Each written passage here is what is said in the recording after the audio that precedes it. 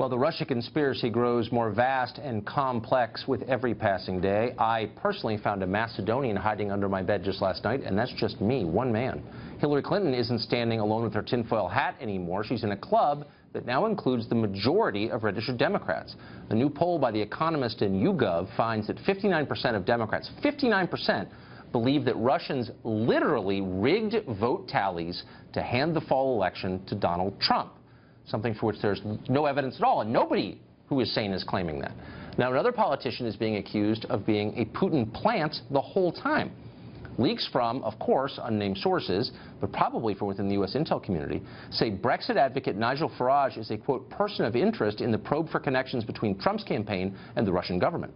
Nigel Farage joins us tonight to answer a very simple question. Are you now, or have you ever been, an agent of the Putin government, Nigel Farage? No, I haven't. And I have to say, if ever there was a case of fake news, this is it. You know, what they've done is they've tried to join the dots together. You know, I was involved with Brexit, I was involved with the Trump campaign, I was involved with upsetting their little world in 2016, therefore I must somehow be associated with the Russians. It is total and utter hysterical nonsense. It's a little more than that, though, because this arose in the Guardian newspaper, which is very left-wing, but it does journalism. Yep. And they are claiming that sources whom they imply are in the U.S. government are saying this. Now, I have no doubt that it's untrue, it's libel, but it also suggests that people in the U.S. government are trying to hurt you in a significant way. Does that bother you?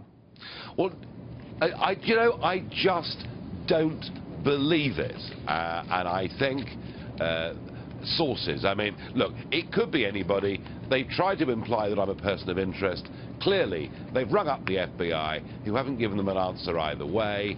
And I would be very surprised if I was a person of interest. And I'll tell you why. I've never been to Russia. I've never done business in Russia. I have literally no political connections with Russia whatsoever. The whole thing is a fantasy from people who cannot accept the fact they lost badly last year. Now, have you ever passed microfilm in a public park to a Russian agent? Or, and this is an obvious question, what about Macedonia? Do you have any connections to secret agents in Macedonia who changed vote totals here? I only wish I had, because life would be so much more exciting. But I'm afraid not guilty on both questions. But I guess, I mean, we're laughing about this because it is ludicrous. I mean, it's ludicrous, the definition of ludicrous. But it's also damaging to accuse people in public, even anonymously, of a reputation-destroying act like collaborating with an authoritarian government such as Putin's.